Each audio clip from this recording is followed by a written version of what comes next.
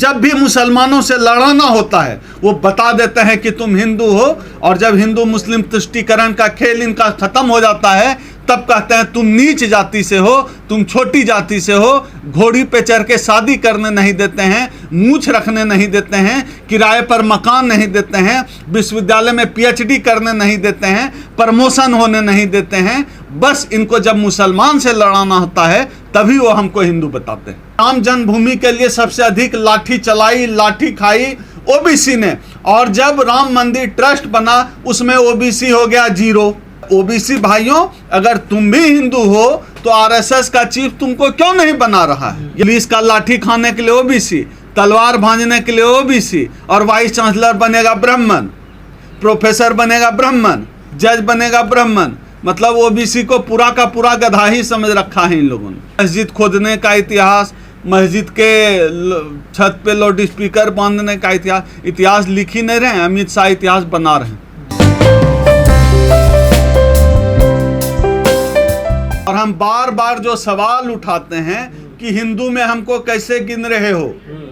अगर हमसे रोटी बेटी का रिश्ता नहीं है, अगर ब्राह्मण ठाकुर की शादी किसी दलित से नहीं हो रही है तो हम हिंदू कैसे हैं यह बताएं। अगर हम भी हिंदू हैं, आरएसएस 100 साल होने जा रहा है संगठन, इस अवसर पर किसी दलित को या आरएसएस का चीफ बनाकर मोहन भागवत को साबित करना चाहिए इस देश का दलित भी हिंदू है। किसी यादव को आरएसएस का चीफ बना देना चाहिए ताकि इस देश का ओबीसी भी समझ ले कि ओबीसी भी हिंदू है। ये तो हिंदू बनाते हैं इस देश के दलित पिछड़ों को हिंदू।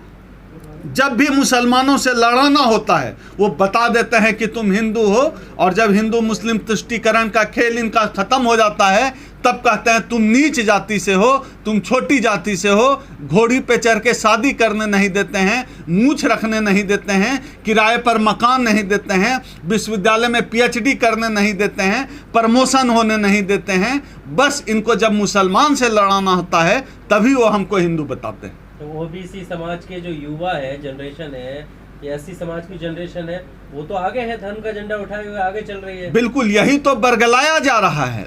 ओबीसी समाज को भी समझना पड़ेगा और आरएसएस से पूछना पड़ेगा कि जाति जनगणना के खिलाफ आरएसएस बीजेपी क्यों है? जाति जनगणना के खिलाफ क्यों है?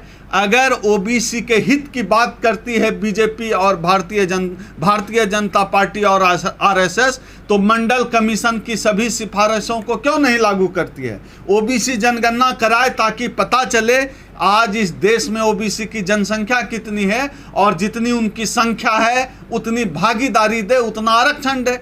तो जाति जनगणना कराना चाहिए अगर ये ओबीसी हित की बात करते हैं। आप बताइए, राम जन्मभूमि के लिए सबसे अधिक लाठी चलाई, लाठी खाई ओबीसी ने, और जब राम मंदिर ट्रस्ट बना उसमें ओबीसी हो गया 0।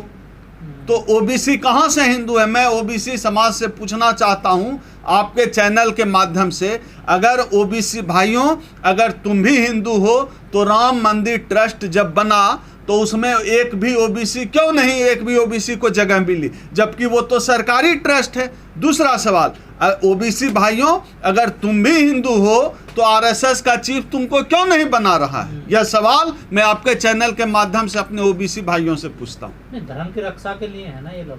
बिल्कुल, धर्म की रक्षा के लिए नहीं है। ओबीसी और दलितों से ये सिर्फ जो है मस्जिद खुदवाएंगे, मंदिर खुदवाएंगे, मस्जिद खुदवाएंगे, लाउड स्पीकर बनवाएंगे मस्जिद के गुंबदों पर। ओबीसी इसी के लिए है। लेकिन जब ओबीसी सरकारी नौकरी में आरक्षण मांगेगा वहाँ गायब हो जाएंगे, तब वहाँ कह देंगे तुम छोटी जाति हो। जब ओबीसी कहेगा कि वाइस चांसलर एक भी ओबीसी क्यों नहीं है, तब कहेंगे तुम छोटी जाति हो। जब कहेंगे कि देश में जितने भी सेंट्रल यूनिवर्सिटी हैं वहाँ ओबीसी वाइस चांसलर क्यों नहीं है, जेएनयू में एक भी ओबीसी प्रोफेसर क्यों नहीं है, जो देश को चलाते हैं सचिव आईएएस सीनियर होते हैं उसमें ओबीसी कोई क्यों नहीं है, सुप्रीम कोर्ट का जज ओबीसी क्यों नहीं है, जब यह सवाल ओबीसी समाज पूछता है तब आरएसएस ऊपर ताकने लगता है, तब बीजेपी के मुंह पर चुप्पी छा जाती है। तो ओबीसी और दलितों को ये सिर्फ मुसलमानों से भिड़ाने के लिए हिंदू बताते हैं, बाकी ये हिंदू हैं नहीं, मैंने अभी आपके सामने साबित कर दिया। लेकिन शोभा यात्रा में तो जाते हैं ना काफी सारे ओबीसी एससी। बिल्कुल जा तो रहे हैं, वही तो मैं बता रहा हूँ।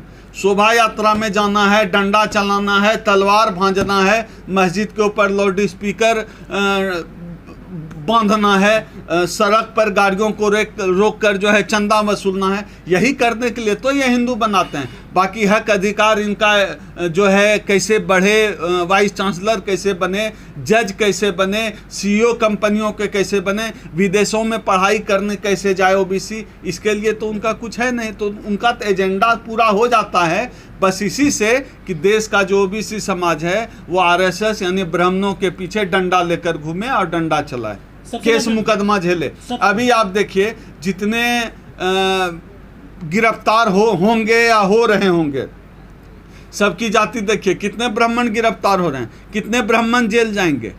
तो जेल जाने के लिए ओबीसी, पुलिस का लाठी खाने के लिए ओबीसी, तलवार भांजने के लिए ओबीसी, और वाइस चांसलर बनेगा ब्राह्मण, प्रोफेसर बनेगा ब्राह्मण, जज बनेगा ब्राह्मण।